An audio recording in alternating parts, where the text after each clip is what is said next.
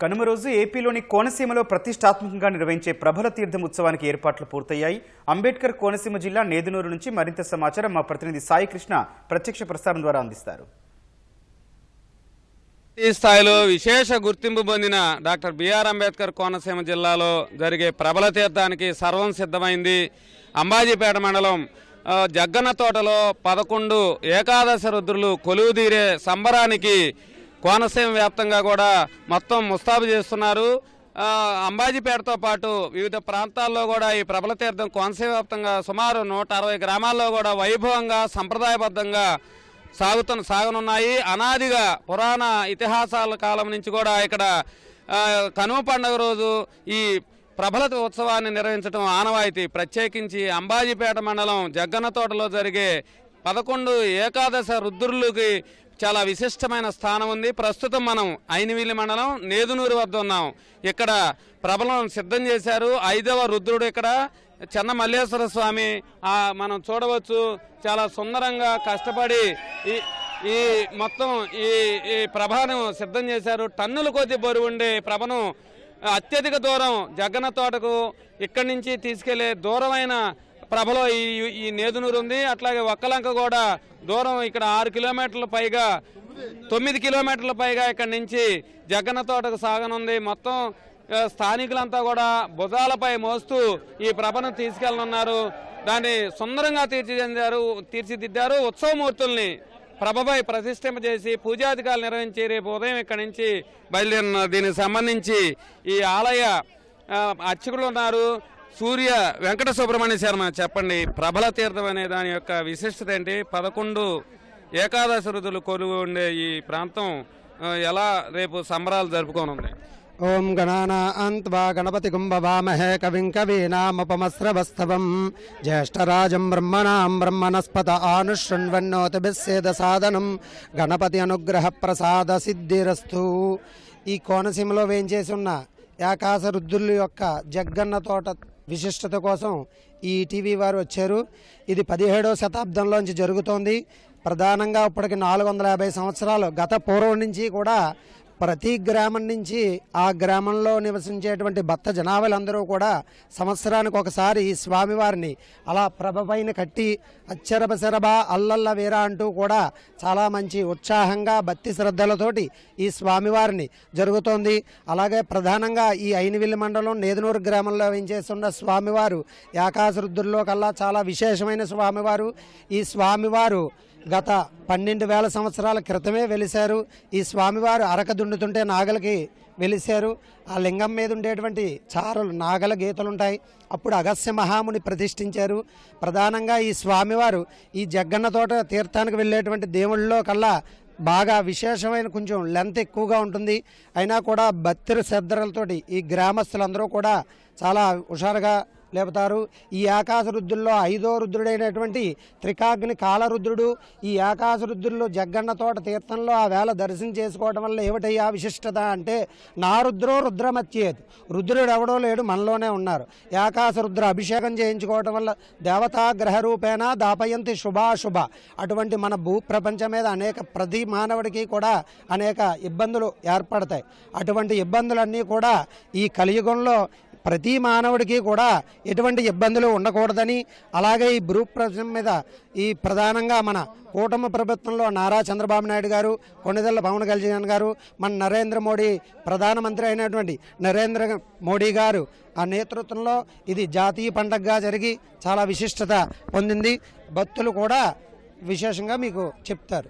రాష్ట్ర ఫెస్టివల్గా ఈ ఏడాది ప్రకటించారు. ఏర్పాట్లు ఎట్లా చేశారు? మీ ఈ ప్రభని ఎలా ఊరేగింపుగా ఉత్సవంగా తీసుకెళ్ళనున్నారు? ఇక్కడ నేదునూరు గ్రామంలో వేయించేసినటువంటి ఈ కనకదుర్గ చెన్నమల్లేశ్వరం దేవస్థానం. నా పేరు కె గంగాధర్ అండి. ఇక్కడ కార్యనిర్వాహకుడిగా పనిచేస్తున్నాను, దేవాదాయ ధర్మాదాయ శాఖ. శ్రీ నేదునూరులో వేయించేసినటువంటి శ్రీ కనకదుర్గ చెన్నమల్లేశ్వరం వారు ఏకాదశ రుద్రుల్లో 5వ రుద్రుడిన. ఈ జగ్గన తోటకి తీర్థానికి వెళ్ళే ఈ ఏకాదశ రుద్రుల్లో మన స్వామివారు అత్యంత దూరం ప్రయాణించి ఈ 11 రుద్రులతో కలిసి అక్కడ భక్తులందరికీ కూడా దర్శనమిచ్చి అందరినీ కూడా ఆశీర్వదిస్తారు. ఇక్కడ ఈ సంవత్సరం రాష్ట్ర ప్రభుత్వం దీన్ని రాష్ట్ర పండుగగా గుర్తించడంతో ప్రజలందరూ కూడా చాలా హర్షాతిరేకాలు వ్యక్తం చేస్తున్నారు. తదుపరి ఇక్కడ ఈ పండుగని మరింత శోభాయమానంగా భక్తుల కోలాహల మధ్య అందరికీ ఎటువంటి అసౌకర్యం కలగకుండా అన్ని ఏర్పాట్లు చేయడం జరిగింది. కాబట్టి భక్తులందరూ కూడా స్వామివారిని దర్శించండి, తరించండి అని కోరుకుంటున్నాం. చెప్పండి, మీరు ఎప్పటి నుంచి పాల్గొంటున్నారు? ఈ ఉత్సవం ఎలా సాగనుంది? ఇది జరగడం 470 సంవత్సరాల నుంచి జరుగుతుందండి. మా తాత ముత్తాతల నుంచి ప్రేమను మోస్తున్నాం. నేను మాత్రం 70 సంవత్సరాల నుంచి ప్రేమ కూడా ఉంటున్నాను అండి. ఈ ఏకాదశి రుద్రుల్లో 5వ రుద్రుడు మా ఈశ్వరుడు సర్వమంగళ పార్వతీ శనమల్లేశ్వర స్వామి వారు తీసుకుని ఈ 8-9 కిలోమీటర్లు కూడా బుధాల మీద మోసుకుని మళ్ళీ బుధాల మీద తీసుకొచ్చి గుడి దగ్గర అప్పచెప్తామండి. మాకు ఆఫీసర్ గారు మొత్తం అందరూ మాకు సహాయం చేసి మమ్మల్ని అందరి జాగ్రత్తగా కనిపెట్టుకుని ఉండి మాకు అన్ని ఏర్పాట్లు చేయాలని కోరి ప్రార్థిస్తాం. చెప్పండి, మీరు ఈ ఉత్సవాల్లో ఎట్లా రేపు పాల్గొనబోతున్నారు? ఈ సంబరానికి ముందుగా అందరికీ నమస్కారం. మరి ఏకాదశి రుద్రులు నమస్తేస్తు భగవాన్ విశ్వేశ్వరాయ మహాదేవాయ త్రియంబకాయ త్రిపురాంతకాయ త్రికాకిని కాలాయ కాలాకిని రుద్రాయ నీలకంఠాయ మృత్యుంజయాయ సర్వేశ్వరాయ సదాశివాయ శ్రీమన్మహాదేవాయ. అలానే మా నేదునూరు రైనవీలి మండలం నేదునూరు దేవుడు త్రికాకిని కాలరుద్రుడు. మరి సుమారుగా 460 సంవత్సరాల నుంచి దీనికి మంచి చరిత్ర ఉంది. ఈ ఉన్న చరిత్రకి మరి ఈరోజు మహాకూటమి చంద్రబాబు నాయుడు గారు అలాగే పవన్ కళ్యాణ్ గారు మరి రాష్ట్ర పండుగగా గుర్తించి మరి జగ్గన్ తోటకి మంచి విశిష్టత కల్పించినందుకు వారికి ప్రత్యేక ధన్యవాదాలు తెలుపుకుంటున్నాము. అలాగే మరి నేదునూరు నుంచి మాకు సుమారు 9 కిలోమీటర్లు కూడా నడిచి వస్తాం. పొద్దున 10ంటికి బయలుదేరుతుంది ప్రభ, అలాగే సాయంత్రం 5ంటికి మళ్ళీ వెనక్కి వస్తుంది. అంచేత అందరూ కూడా చాలా ఉత్సాహంగా పాల్గొని ఈ యొక్క కార్యక్రమం జయప్రదం చేస్తారని చెప్పి. జగన్న రాజుగా పిలువబడే వత్సవాయి జగన్నాథ మహారాజు ఈ వేడుకలను ప్రారంభించారు. 11 ఏకాదశి రుద్రుల్లో వ్యాఘ్రేశ్వర స్వామి, కే పెదపూడి మేనకేశ్వర స్వామి, ఇరుసుమండ ఆనంద రామేశ్వర స్వామి, ఒక్కలంక కాశీ విశ్వేశ్వర స్వామి, నేదునూరు చెన్న మల్లేశ్వర స్వామి, ముక్కామల రాఘవేశ్వర స్వామి, మొసలపల్లి భోగేశ్వర స్వామి, పాలగుమ్మి చెన్న మల్లేశ్వర స్వామి, గంగలకుర్రు అగ్రహారం వీరేశ్వర స్వామి, గంగలకుర్రు చెన్న మల్లేశ్వర స్వామి, పుల్లేటుకుర్రు అభినవ వ్యాఘ్రేశ్వర స్వామి. మొత్తం 11 ఏకాదశ రుద్రులందరూ కూడా ఆయా గ్రామాల నుంచి చాలా వైభవంగా ఉత్సాహంగా భక్తజన కోలాహలం మధ్య ఈ టన్నుల కొద్ది బరువు ఉండి ఈ మొత్తం ప్రభలను భుజాలపై మోసుకుంటూ చాలా ఉత్సాహంగా కోలాహలంగా జగ్గన్న తోటకి తరలి వస్తారు. అక్కడ మొత్తం 11 ఏకాదశ రుద్రులందరినీ కూడా ఈ ప్రభలన్నింటినీ ఒకే చోట చేర్చిన తర్వాత ఈ 11 ఏకాదశ రుద్రులను దర్శించుకుంటే విశేషమైన పుణ్యఫలం కలుగుతుందనేది కూడా భక్తుల విశ్వాసం.